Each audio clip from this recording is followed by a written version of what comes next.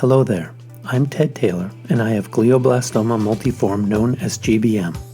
I know how devastating it is to hear this news firsthand, and I relate to you. So I make videos about GBM and what I have learned to share with you and your loved ones. I do not have any official or formal medical training, dietary training, or any other medical professional designation. These videos do not provide medical advice and are intended for informational purposes only. It is not a substitute for professional medical advice, diagnosis, or treatment. Join me on this journey and we'll walk this path together. Hello again. Today we will discuss debulking. What is debulking? Debulking is the word used in the medical community to describe a surgery that removes as much as possible of the glioblastoma. It is of utmost importance that you have an excellent surgeon. If they can remove all of the tumor that they can see, it may increase your chance of survival. A skilled and more experienced surgeon may make a large difference in your treatment and ultimate survival. Depending upon the location of your tumor, you may not be able to have surgery, or you may have to make some tough decisions about the risks of the surgery. Be prepared for this potential situation and understand your position. Examples may mean the loss or possible loss of vision, hearing, speech, or other difficult decisions. To prepare for the surgery, which is typically done soon after diagnosis, it is common to undergo a contrast MRI, magnetic resonance imaging. An MRI is an exceptionally large machine. The machine uses powerful magnets, radio waves, and a computer to make detailed pictures inside your body. The magnetic field temporarily realigns water molecules in your body. Radio waves cause these aligned atoms to produce faint signals, which are used to create cross-sectional MRI images like slices in a loaf of bread. The computer reconstructs these images into a three-dimensional image that can be read by radiologists. It gives them a clear look inside your head. They use it so they can plan the surgery and also as a reference for images after the surgery. A low-grade glioma or astrocytoma may show only a low-density area which will appear as a dark area, whereas high-grade gliomas, like a glioblastoma, usually show more contrast enhancement, which will show up as white on the outside and black on the inside. The black areas in the inside are usually dead cells, which are called necrosis. Once the surgery is completed and you have had a short period to recover, they will usually conduct another contrast MRI to see the results of the surgery. Please watch the video I have linked below about MRIs. Your doctor can use these ongoing MRI tests to diagnose you or to see how well you've responded to treatment, as well as how your brain may be recovering from the surgery.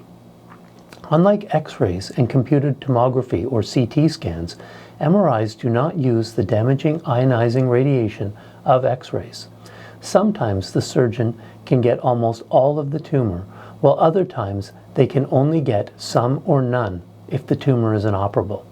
Even if they get almost all or all of the visible tumor, it is extremely likely due to the nature of glioblastoma that some of the cancer cells remain. Glioblastoma is different from many forms of cancer.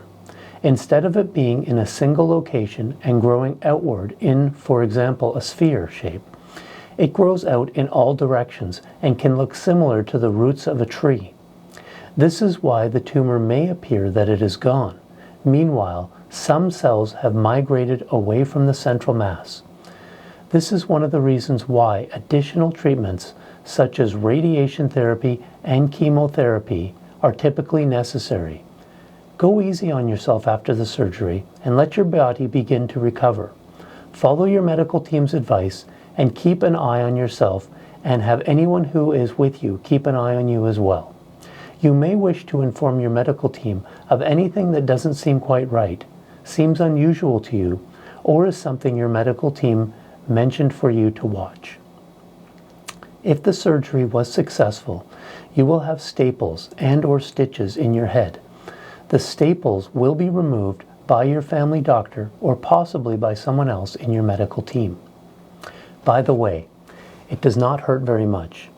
I was a bit worried about that as the area was tender, but it was not bad when it was done to me. They used a small tool that the hospital provided to me to bring to the staple removal appointment. And the doctor was familiar with the tool. They cut the staple in half at the midpoint, and then they just gently pulled the two halves of the staple out, which did not cause me any pain. The area of the surgery will be tender, and you will need to be careful. I was told to get some pillows and prop up my head for a prescribed time, which was a couple of weeks in my case. This keeps the head above the heart and keeps any pressure off the area of the surgery. This included during sleep. It will take a long time for the area to completely heal. Note that the area may bleed a bit, and that if you have a nice pillowcase, you may want to replace it with an older one until any possible bleeding has ended. If you have excessive or increased bleeding, you should contact your medical team or your closest hospital, emergency department, ASAP. The surgeon will come to you to check on you after the surgery. They will likely know at that point from experience what type of tumor you have. They will usually send the tumor to pathology, where they will do some testing to confirm the tumor type and some of its characteristics. They can dictate the next steps and take some prognostic information. Ask your surgeon any questions you have about what they found and what they think about their findings. You may want to ask them when you will go home and what has to happen for you to go home. As an example, due to the surgery and the anesthesia, they will likely want to monitor you and check you have fully recovered from the anesthesia.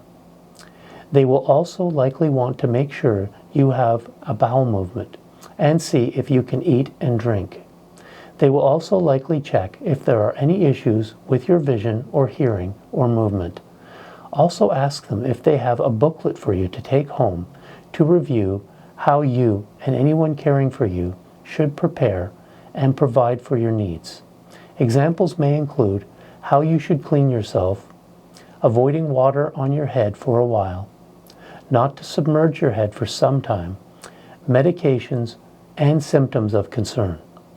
You just finished brain surgery and you were through the other side. So congratulations on that, and I wish you all the best in the findings of the pathology to come, as well as your healing. Do not rush this phase and let your body recover. Please remember to watch the video I have linked below about MRIs. Remember to subscribe to this channel and click on the like button so others can find these videos.